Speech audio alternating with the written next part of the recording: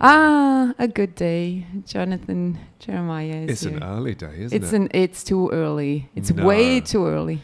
This is what we have to do in regular life if we had real jobs. You'd have to get up hours ago, Yeah. iron your clothes. Is this a good thing about being an artist? It Not to is. get up early.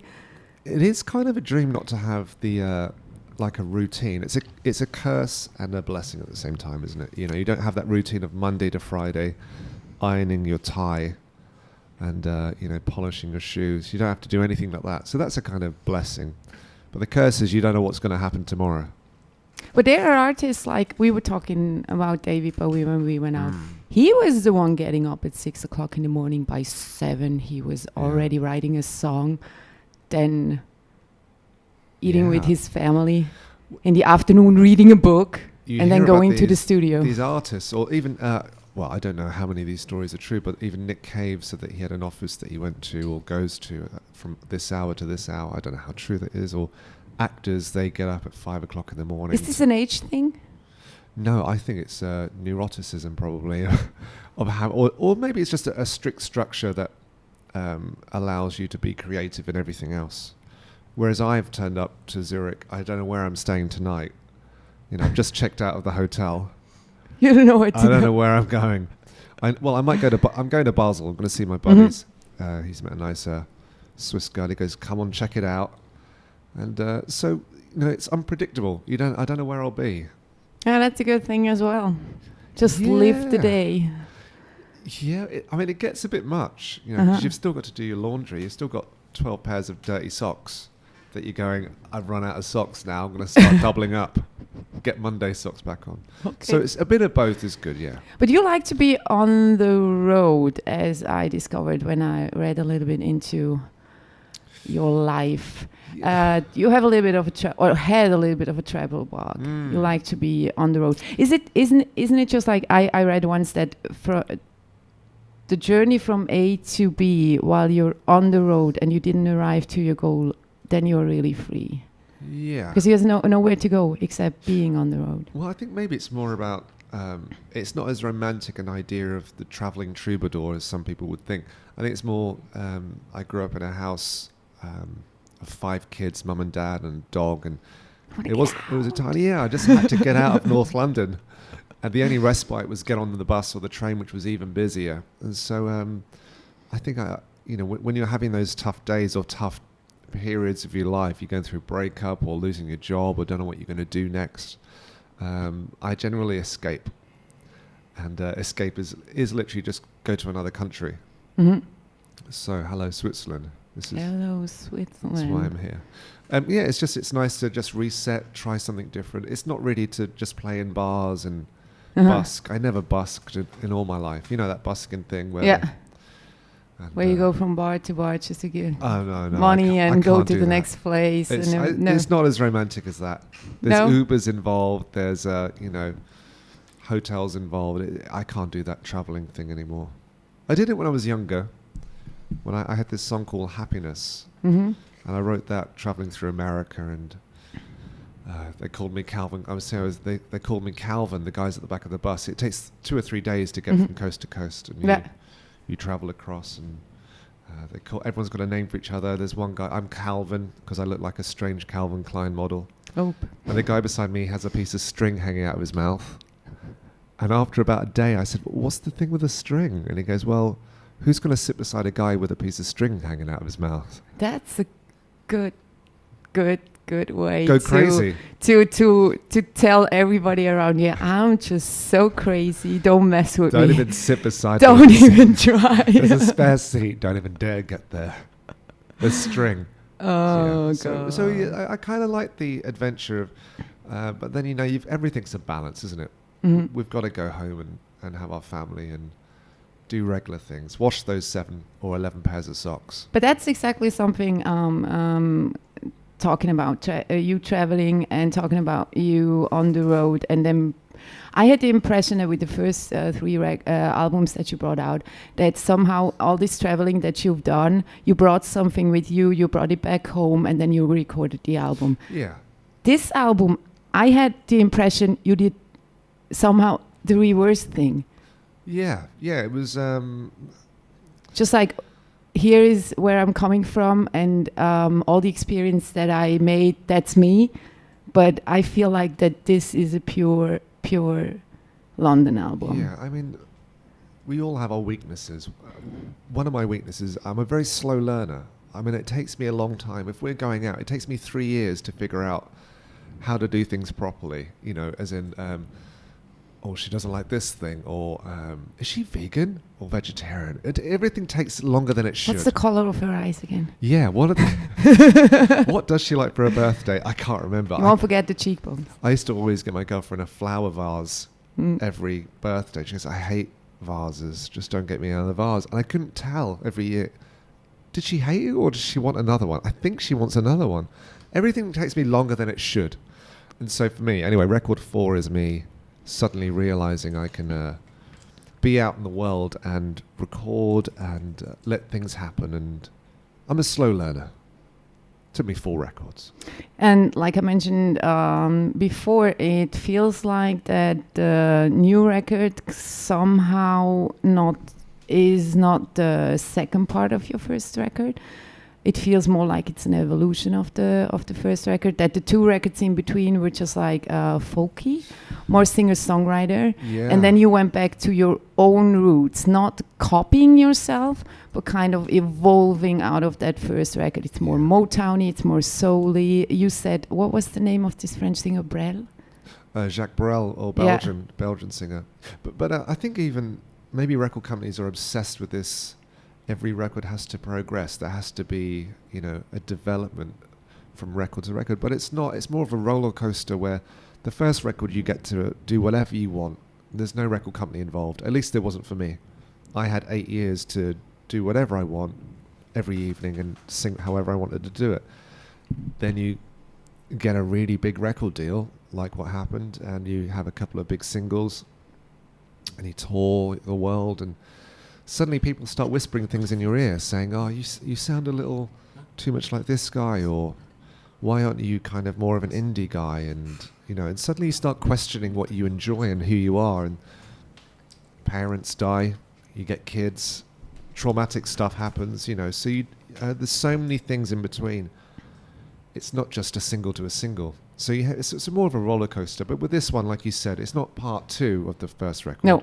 But it's definitely back to who I am, but it's a different character. I think maybe I'm more shaped. Maybe there's more to say. It's not just heartbreak, and even though I don't deliberately say anything that's political, because I'm not really into the preaching side of that. I think I'm a little bit more like more outward, looking more outward. I'm not the guy sat on the bed playing the guitar to myself, singing to my head. This is me singing out to the world a bit more. Mm-hmm. And the title of the album was as well.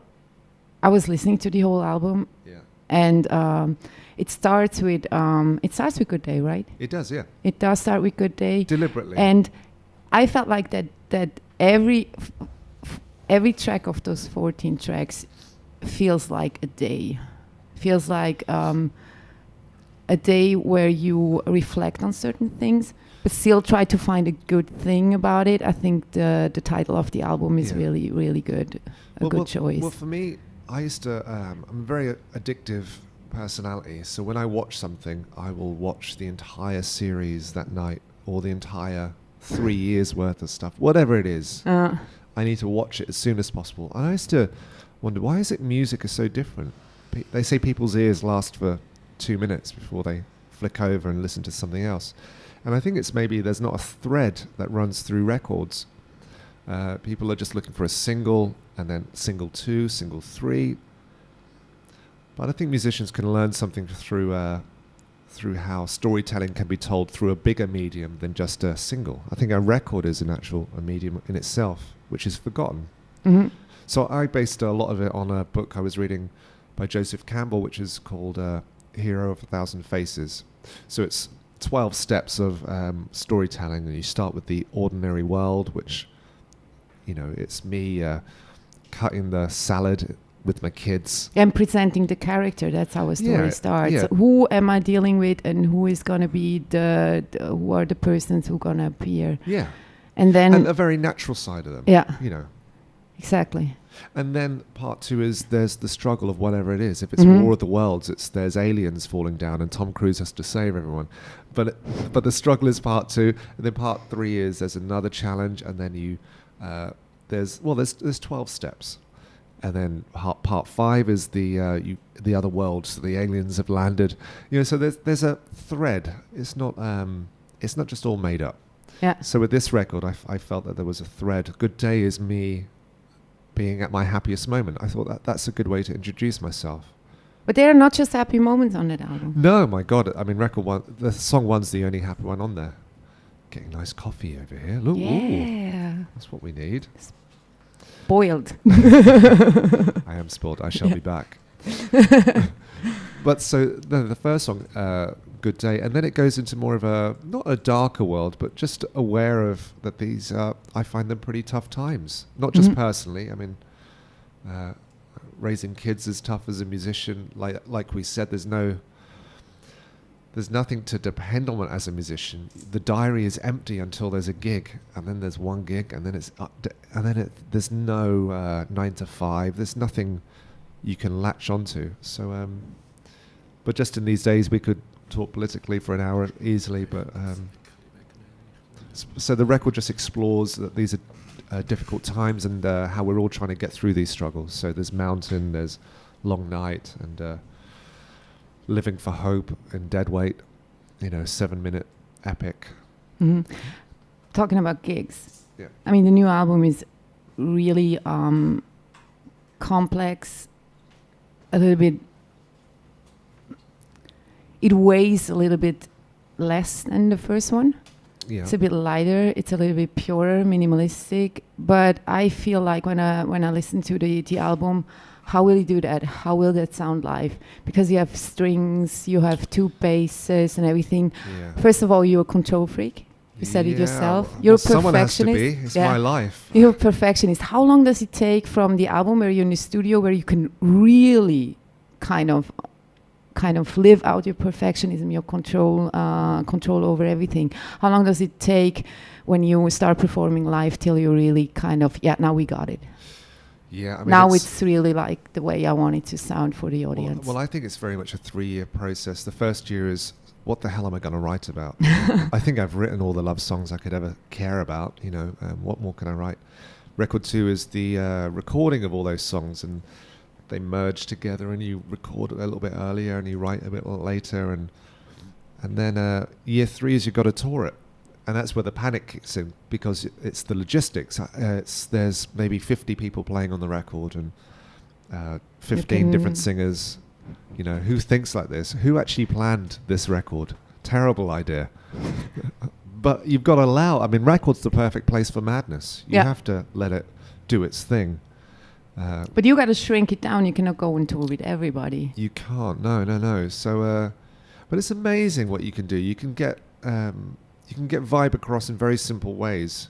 We did some stuff on balcony TV, and it was just a guitar sometimes can get something across. And the whistling. We had some great assistance from the whistlers. Yep. But you can definitely get away with it. But what I use is I use a string trio that are so together that they've got their own sound. It's all about getting the gel. It's all about gel. When you get 7 people together, you actually sound like 8. Because the gel of everything sounding together is its own unique player. So the idea is just get people that play together, that like each other, that can communicate, that aren't just jobbing it for an hour. Mm-hmm. It's a relationship thing. Are you working together with the same musician, bass musician, since always? Album 1? Since I didn't have any money, and I had this song called Happiness, calling up random double bass players. I've got this great song that's called Happiness. I think it's going to be a good one. Okay. And them all turning me down. All these big double bass players in England saying, "Look, I'm not interested. How much money have you got?" And I said, "I haven't got any. I've got like €50." But bass players a little bit. It's a bit. They're a bit different because they're, first of all, it's not the instrument that you start playing when you are younger because it's not the center of the attention when I play guitar because then we get the girls, blah, blah, blah, blah, blah. Or the boys. Or the boys.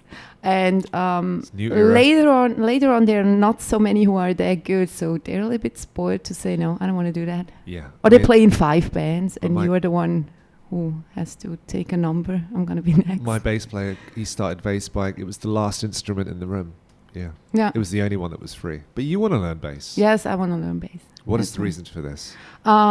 Basically, it took me a while to really realize that with all the songs and all the artists that I do like and the songs that I'm listening to constantly, that the bass line is the one thing that hooked me on a song so much. Yeah. And great bass players. I'm a Motown fan. That's why that's the thing that I love about your first record and your new record.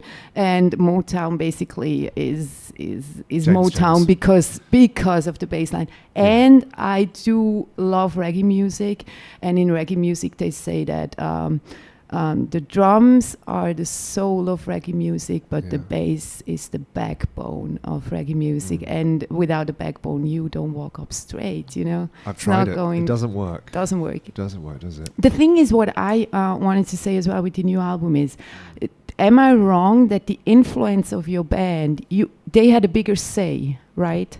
Did they bring up more things like, hey, let's try this, which on the first record I had the impression it was more just you saying, no, I want it that way. Like I said, I'm a slow learner.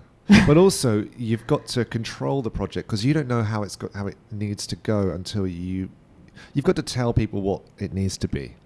But then you develop a personality or more of a relationship, should I say. Mm-hmm.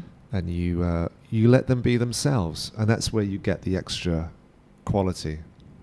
And you write, me and my guitarist friend David, he played bass on the record. I said I want 2 bass players, and my bass player got very upset, thinking, what's wrong with me?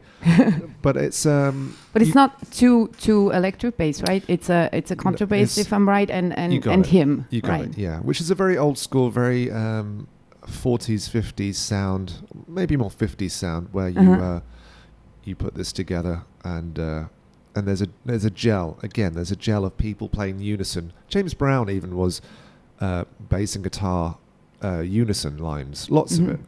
So it's not just me. Duran Duran in the 80s, 2 bass players. Jack White with the whole white stripes, that wasn't a guitar. There you go. I don't know with him. He's alive. I don't know him. No, he's just like saying with the white stripe, you don't need a bass in a band. And I was just like, yeah, but you tune your guitar to sound like you're playing basically bass riff on guitar. Or I sound harsh. That's cheating. It's great, but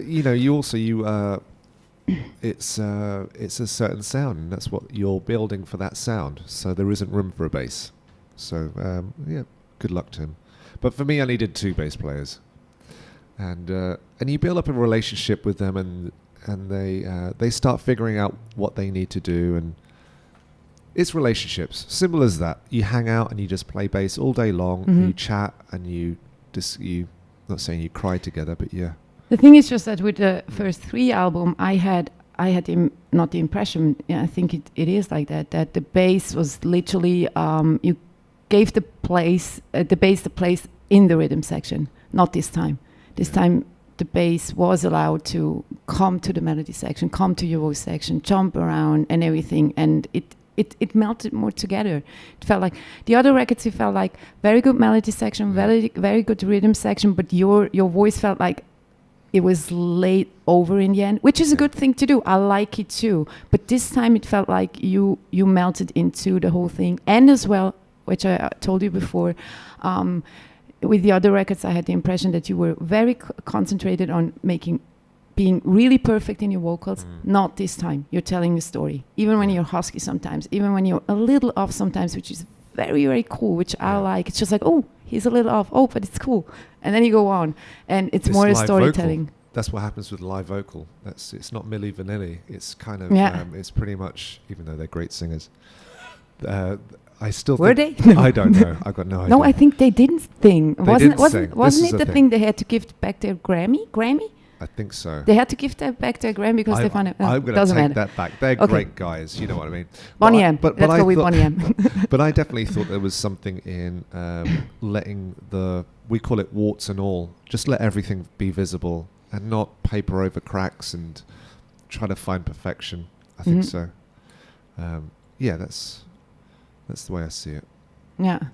I think the songs live with that, because this time I really was listening and saying, oh, he turned into really a storyteller, not just a singer. But it's more, the difference between this and what I've done before is I think that in Europe we've got a heritage, like a soul heritage, that we don't really sell. We don't really show much pride in. Everything harks back to Motown, or if it's Chess Records or something. And I think, when I listen to Serge Gainsbourg, it's got it's a jazz soul thing of Europe, and Jacques Brel or Dusty Springfield.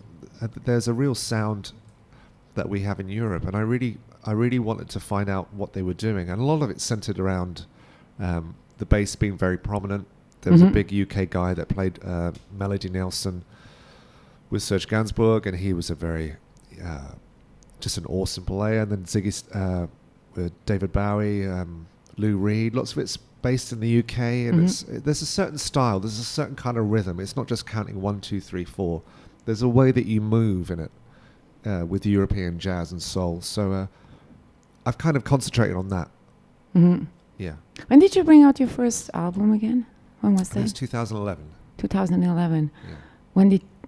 When did Back to Black from Amy Winehouse come? I think she just, not that she was an influence on all of you, but she paved a little bit away. She kind of opened that door a little bit by becoming such an icon. Like we said as well, 2 records, not enough. Should have stayed longer. I wanted at least 5 more. Yeah. Before. Yeah. I wanted to keep her forever, to be honest. It's not long enough. It's not long enough. It's not long enough. I was signed by the same guy as Amy for Island Records, and she definitely paved the way. Do you think Adele, is it the right way to pronounce it? I'm never sure. Adele, would she have been possible in that way without Amy Winehouse being there before her? Given a chance, do you think? Yeah, I mean, not everything has to be grime and UK dance. I mean, there's always room for a vocalist.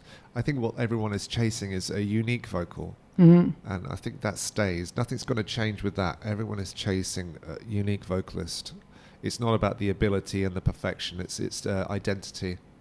And I think Amy had hers and Adele has hers as well. You always spot, as soon as they're on the radio, as soon as you're shopping for tomatoes and a voice comes on, it's, you should be able to tell who it is. But I think she was special because with every note she sung, she tried to sound different. That's just like when you listen to a record, it's just like, how does she do that?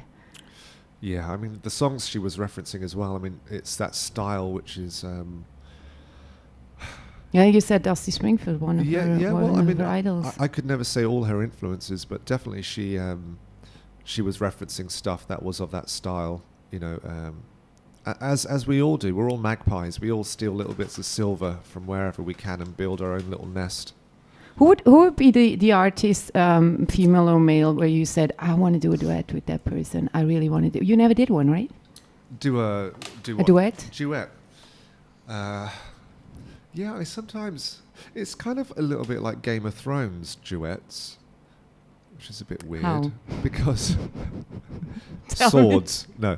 It's because it's all about allegiance. It's if I give you... if this is going to be a marriage now, what am I bringing to the table? Well, I'm bringing these, my soldiers and my castle, and then what are you bringing to the table? Everything's about allegiance, of strengthening our family. So when you're wanting to do a duet with someone, what's in it for them? It's nothing about how good the song is or how nice the vocals are. What's in it? What's the gain? And I never really liked the idea of that. A B-side and a cover version of a duet? Wouldn't do that? With somebody that you admire or a voice that you think like... I have asked people to do duets. I've asked people to produce. What's in it for them? That's what it comes down to. Business. It's a business. It really is. It's not... we're not 16 anymore. It's very much people are making money, and record companies are making money. They have to make money. Yeah. So no, you know, I would contact people. Lots of people are just busy. That's what they say, really busy. Busy. Busy. No time. Busy taking other people's castles, you know. Oh, okay. Or, you know, I sound harsh. I get asked to do stuff and I don't do everything. As well, you mentioned that the influence of film music, soundtrack music, which is a passion of yours. It is, as well. But before that, I've got to tell you about a movie called Blow My Nose. Okay, go ahead. I like it. Great movie. No, well, everyone very has their... deep movie, very deep story. Beautiful, right? It was beautiful. Yeah, very sad story. Love story. Forever. Remember forever. 2 nostrils. You know how everyone has a relationship with their father? Some people have, it's football, I don't know. Why are you looking this direction? I'm looking at this dude. I reckon he's a football fan. No, I don't Christoph's think so. a football fan. Is he? He's got to be a football fan. Okay. No, I'm not. Okay. Not really. The first Swiss-German guy who isn't a football fan. Are you a football fan? You kind of have to be if you don't want to get beaten up at school. Okay. You know? So, but for me and my dad, he wasn't into football, so for us it was movies. So my only contact with my dad was, late at night, 9 o'clock, you'd put a movie on. And that's what we all did. 5 kids, and we'd all watch a movie with our dad. And typical dad, he wants to watch James Bond and Clint Eastwood movies and westerns and John Wayne. What is the 2 composer of this Western movie? The Italian guys, right? Would it be Ennio Morricone? Yeah, exactly. I like the 2 of them. They're really awesome. Yeah, I think I can't. I was drawn to him. There's another guy as well. We'll find the other guy. But I was always drawn to the music of these films my dad liked. So a lot of it's Lalo Schifrin, who did all the Dirty Harry movies, and Bruce Lee's Enter the Dragon. So I kind of grew up watching all these violent movies, but with incredibly beautiful scores. And I thought, this is fantastic. This is So you focused on music while watching, or watching Bruce Lee kick the crap out of people? Yeah, that's what I was killing doing. people. Yeah, but the scores were amazing. The orchestra involved. It was so. There was such a clash of violence, and look at Tarantino movies. Amazing soundtracks. Oh yeah, but he's robbing the 50s, 60s, and 70s, and it's awesome. Yeah. Because a lot of songs, I think younger generations, or maybe not the younger generations, because they are not so much in Tarantino anymore, but with Pulp Fiction and all the movies that came up, our generation was just like, where's this sound coming from? What is this band? But he sounds as modern as anything. Sometimes people think it sounds like, he sounds like he's in the 60s. He sounds like he's the most modern dialogue you'd ever imagine. I read how he was saying, he references, he almost pictures Richard Pryor saying the dialogue. That's a lot of his stuff. There's rhythm in it. There's a real rhythm in it. And so I think he's a pretty modern take on all these things that he loved growing up. Yeah. And I think I'm the same. I don't really wish I was back in the 60s. Imagine not having a phone. No. Don't what want would you to. do? What about if you met some person, met this girl? I mean, I get lost in my own room without GPS and anything. I will get lost the whole time. How would I get here? Not at all. 2 days later. Yes. So I don't want to be in any other time. Now's the time to be and make the best of it. But I don't think we've got to hold on to technology within music. I had a job where you had to have a mouse and type away, and I hated that job. I didn't want to. But you don't like to record in studios like that. No, you really. It's terrible. There you go back. I don't want to see a screen. Back to the roots. The screen is in my head. I want to see the movie in my head, the violent Bruce Lee, and then I can, write the music for it. But in the studio, I think the end result doesn't make any difference if it's digital or non-digital. What's the thing? What's the There is actually. I mean, it's if you difference? had a exhibit A, exhibit B, and you pretty much go for the analog version. And we've done these tests with our random friends. Which one do you like? In the studio where you can hear stuff, because it's just one process along before you've got to go to noughts and ones and go back to binary numbers of digital. It's just one step along before you've got to make that calculation, and it's a tougher business in analog. Yeah, it's got to be stronger. But a lot of people go back to that. Yeah, well, listen. And vinyl. look where vinyl is now. Mm-hmm. I mean, I don't know many people buying CDs, but I know people that are buying Well, buying records. vinyls, yeah. People still, of course, buying CDs because it's easy, but it's an actual event. Do playing they vinyl. buy CDs? I don't think so. It's Well, you go to Spotify or gigs. vinyl? You go to gigs and you see the people are still buying CDs Oh, yeah? somewhere, but it's not an event. You know, you never sit down with your partner, and it's more of an event when you have the vinyl going. And it's actually it's a two-piece. It's like there's a break, like the movies in the 50s. You have a little interval. You turn over the vinyl. It's another section. It's I think it's a collective thing as well, because most of the time you listen to your music on your phone. But if you Yeah. really appreciate an artist and you want to collect something, you go for the vinyl. yes. I know people, they collect vinyls. They don't even have something to play them on. Oh, really? Yeah. It's just like, because I like the artist, it's a special edition, or it's just going to be one press, and I was at the concert, and I go for vinyl because maybe one day, or for sure one day, I'm going to buy. Yeah. Well, I remember after player. my first breakup, I was very late having relationships, you know. First love at 19. Anyway, that went terrible after a couple of years, and all I did was stay in my attic for about another year and just play records. And that's all I did. What do you do? What do you do when you... Oh, that's a good question. When you're happy, are you in a happy relationship? You more tend to listen to songs who are happy, or you go for the sad songs, and the reverse when you have a breakup? Well, I actually don't listen to as much music as I should now, because I'm always writing it. So I was in the hotel last night, and rather than listen to something, I'm writing, you know. But when you write, when you're in a sad state, are you writing happy songs then, or do you I write... don't write when I'm happy. No? I'd rather just be busy being happy. Okay, break this guy's heart in that Melancholy. case. Someone at the weekend told me about melancholy and art. What is this thing? It was that melancholy can exist without art, but real art not without melancholy. Yeah. You need to have it to really touch people. I can believe it. What? I can believe it.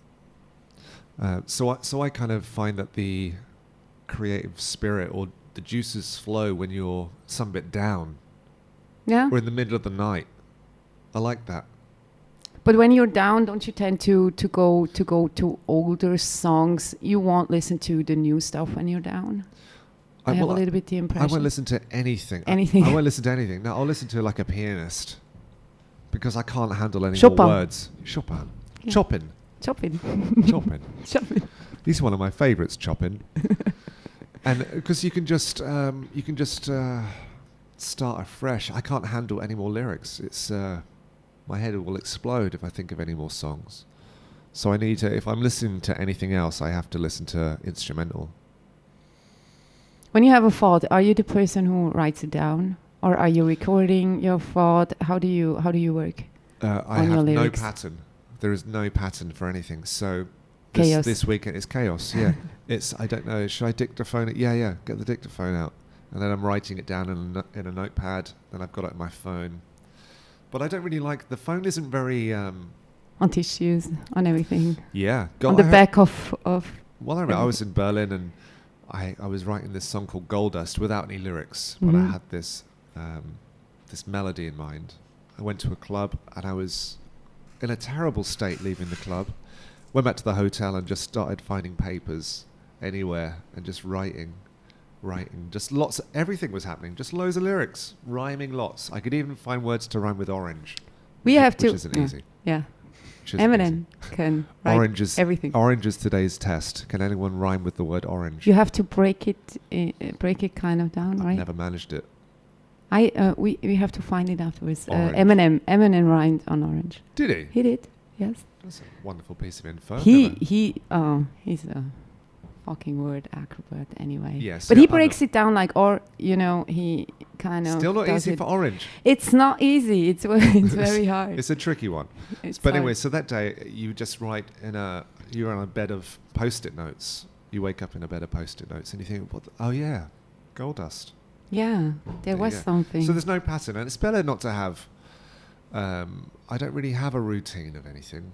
I don't really work with. But you have to be miserable to write good songs. Yeah. So if ever you don't, I got to be fucked off or upset and ruined and feel like there's nothing else I want to write. And this is what I want to write. I never think I've got another song.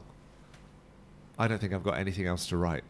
It's just like, I've said it all. Oh, there you go. I've got this idea. Okay. Yeah. Even when I started writing at 16, I always thought I don't have anything to write about. I haven't got With anything. 16. 16 years old. But it took me till I was about 20 to write something. Yeah, you had to have your first relationship, right? Yeah. And then you suddenly Love.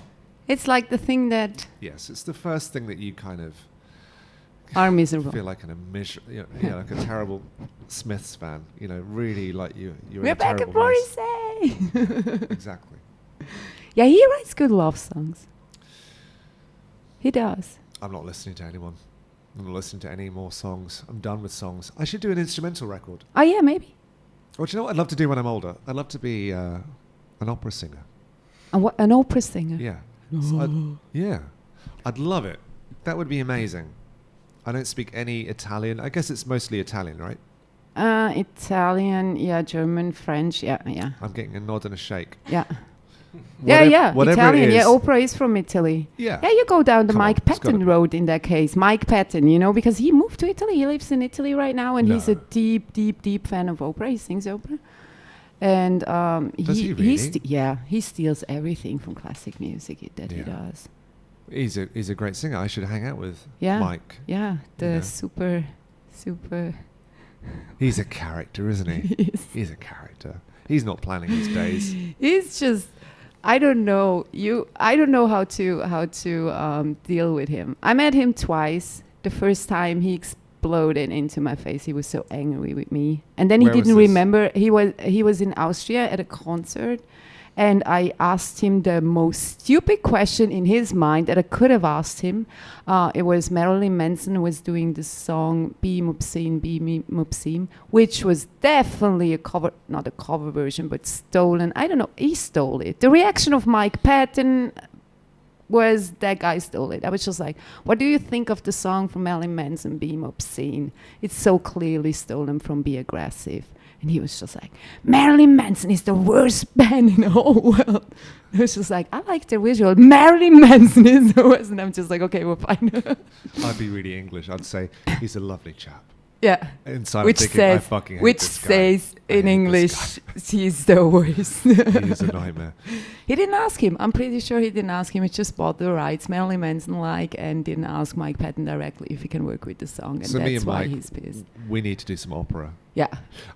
I think people should kind of grow old gracefully. I don't want to have to go on, these TV shows singing, thinking never I'm did 20 that. years old, doing pop when I'm 50 years old. I want to do, I don't know, seriously, some kind of like three tenors stuff. Uh-huh. You want to do this kind of romantic opera. Oh, It'd be amazing. okay. I'd love that. Oh, yeah? Yeah. And then when I'm 60, I can go on cruise ships. I'd love that. And do people, the... I know people that go on cruise ships and they hate it. Oh, yeah? Like musicians that hate it? Yeah, or the musicians, the singers. I would say not the passenger. I mean, they choose They and love paid it. for it. But you've got to do two. I think the funniest one would be those cruise ship for gays. Cruise ships for gays. Yes. This must be the most fun in the world. Sounds outrageous. Just for gay people. Just for gay people. Is this a real thing? This is a real thing. This is I've really a never real heard that. thing. There is this, I don't know if you remember this comedian, now I don't know, Griffin is her last name. The one with the head of yes, Donald yes, Trump and yes, everything. yes. She does that. She's a comedian who goes on gay, okay, she's a gay icon anyway because gays love her. Okay. And she I'll goes on sing those. there. Do I have to be gay to sing? No, you don't I have hope to be not. gay, but I would watch out. No, it'd be fine. It'd be a lovely trip. I'd love to do it. I'd go on any cruise ship. I don't care what the premise is. No, you don't I'm go going on a any. cruise ship. Would you go on the cruise ship that the New Kids on the Block and the Backstreet Boys do have? They do Yeah. cruises.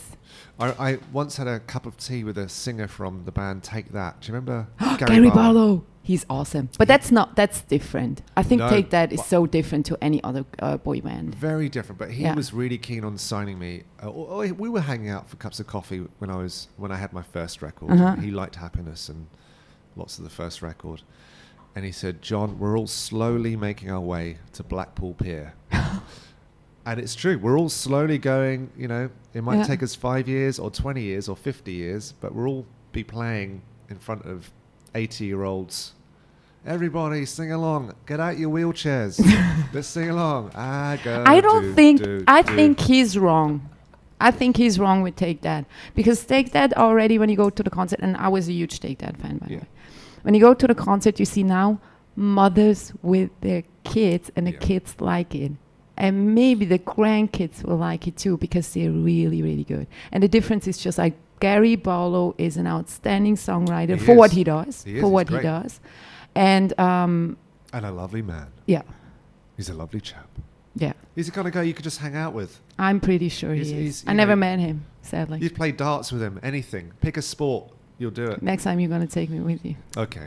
Darts. I want to meet darts in London with Gary Barlow. This can be very dangerous, darts with me. But I'm planning my whole career here. So 50 is I'm going to be doing the three tenors. No, before 50, you should replace somebody from Take That, because they're only three now. There's only three. You might ask him. I mean... They're okay. I think they'll stay three. I like them. 3 is a nice number. Yeah. 3 is a nice number. Jason, I don't know what Jason's thing was in that constellation anyway. I think touring is tough. I think it's as simple as you only do touring if you're really getting off on it, if you're really in love with it. But this was crazy with Take That at the time. That was not... I mean, they had a good time, but... Colossal band for the UK. But the hype was I mean, when they were playing here in Zurich, they were girls 1 week before sleeping in front of the arena to be in the first row. Am I going to get that in February? Am I going to get at the Kaufleuten? We can make it happen. Will there be girls queuing up in tents? We can try to make this happen. You never know.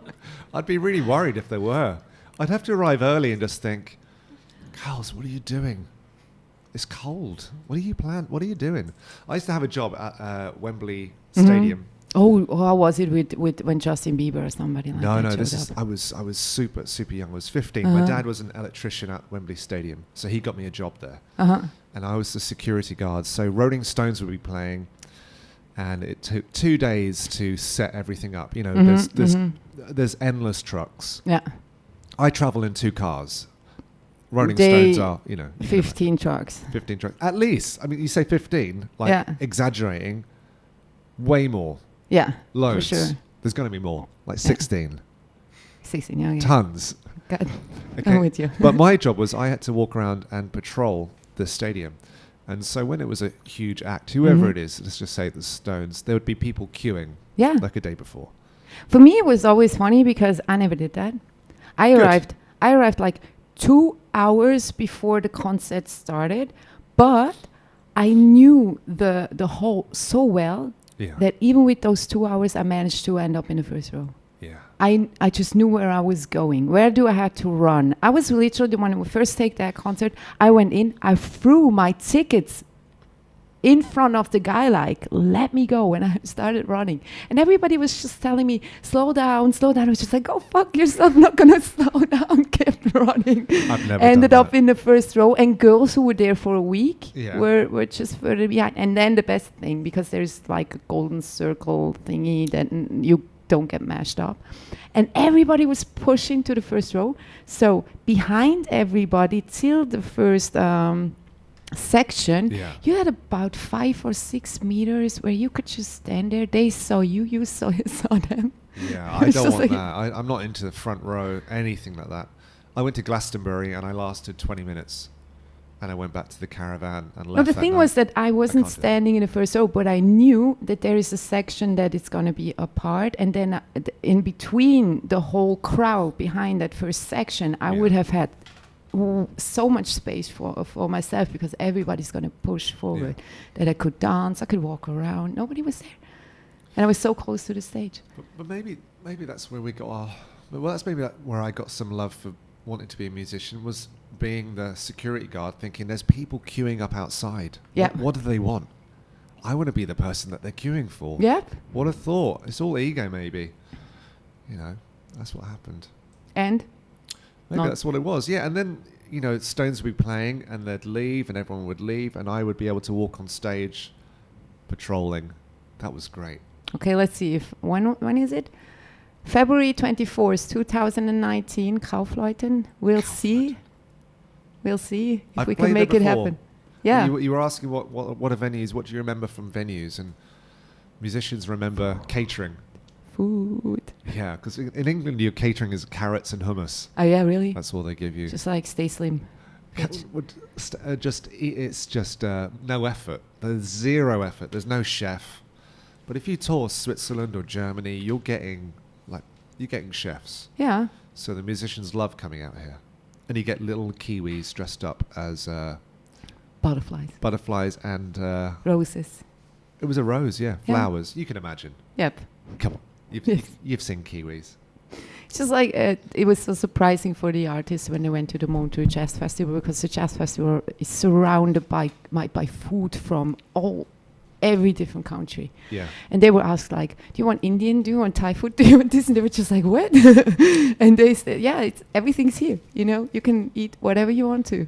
My first time I ever played in Switzerland was at Zermatt Unplugged. Uh-huh.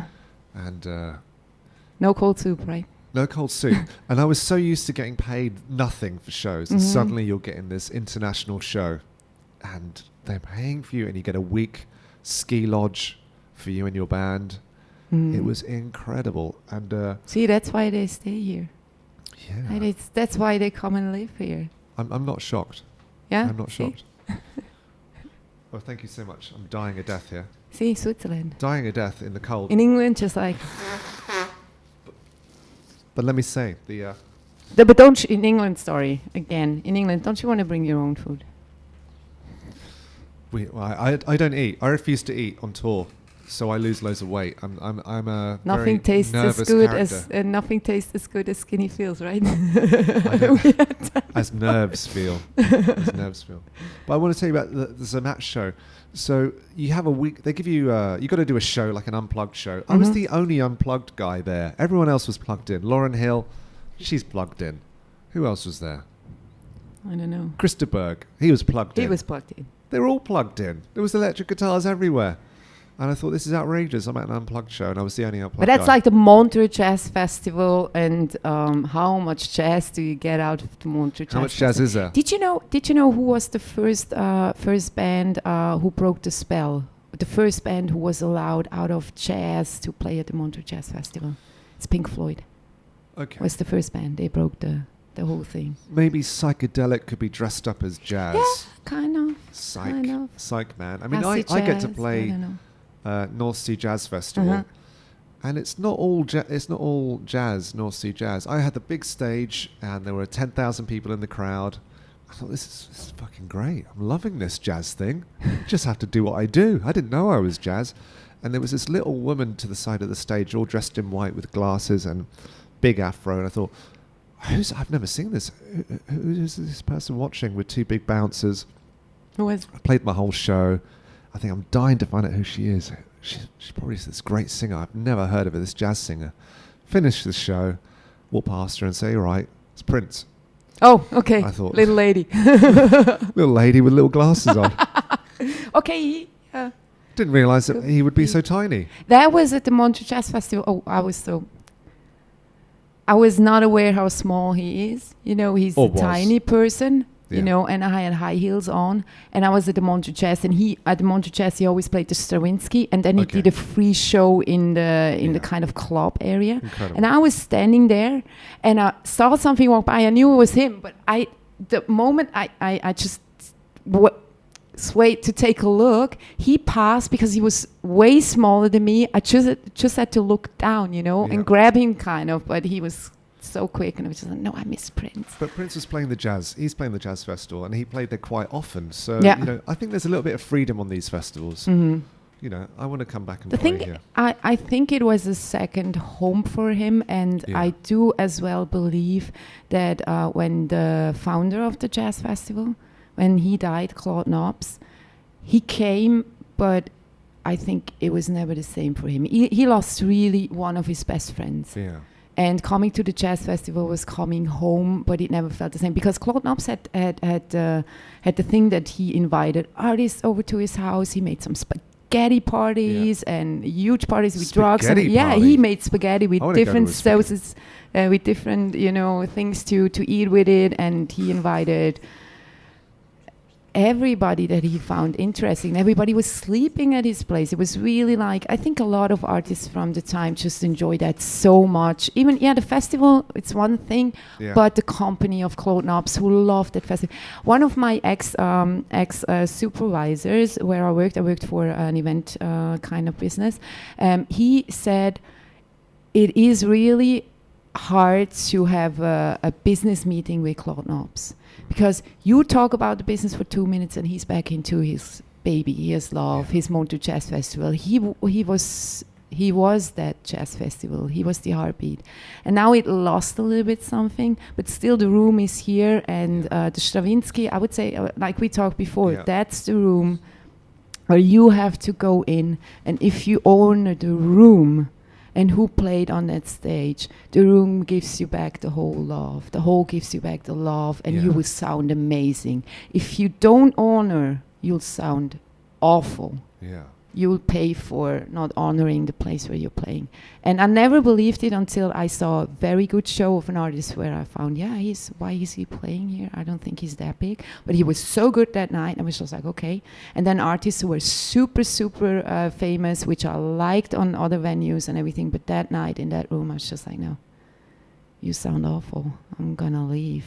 Really? And I left after 10, 15 minutes. Well, I've never played there. You should. And I'm jazz. You should. I'm as jazz as Prince is jazz. Yeah. But, you're a little bit more funky on that new record as well. We've got some funk on there. Yeah. We've got these, there's a great new UK band, should I say, called Young Guns Silver Fox. And they're doing like a 70s yacht rock, they call it. Mm-hmm. So there's a little bit of UK funk in there. Yeah. Yeah. But it's a small little scene, the funk soul scene in the UK. It's tiny. There's about 10 of us. Oh, okay. There are 10 of us. But it's 5 bars, right? That's it. It's 5 bars, and we've all gone out with each other. We've all and dated those each 5 other. bars are in one road, and 3 on one side and 2 on the other side. Exactly. It is. And when you're in a fight, not talking to anybody. Rarely. I'm not a fighting man. 3 against 7. But on that no, I must disappear. Because not only is my cold torturous, I'm disappearing to Basel today. Yeah. I have to head off to... First you have to go to a radio interview, right? Yeah, I've got a whole week of fun stuff. So I'll be coming back and forth, right? Back and forth. Back and forth. But some radio. I love doing radio shows. And you'll be back and gonna play. You're not gonna play this time, but you're gonna play next year. I'm going to repeat myself, but it's going to be on February 24th, 2019. Yeah. Kaufleuten, there are still tickets available. Go and see this man. Go check out his record. It's Good Days. Good Day. Sorry, it's without the S. This is very confusing. It's so confusing to everyone. It is. At one point, I was actually calling it Good Day, Long Night, which is what it was originally called. Mm-hmm. But no one could call it the official title. Everyone was very confused. I thought, let's just call it Good Day. Good Day without the S. You should give it the title Good Day, but without the S. Get a T-shirt. Good Day without the S. No, you know which T-shirt you should get. We're not going to say it. Maybe somebody's going to copy it. Okay, it's our secret. Yeah, it's our secret. We're not going to tell anybody. Yeah. Next merch article when you come back in February. People have to come now and see what shirt we were talking about. We've got to get busy. We're going to make it. We're going to make it happen. Yeah. Well, I look forward to seeing you in February. Okay. Yeah. Cool. So it was very nice to have you here. Cheerio. Thank you. I'm going to blow my nose. Bye.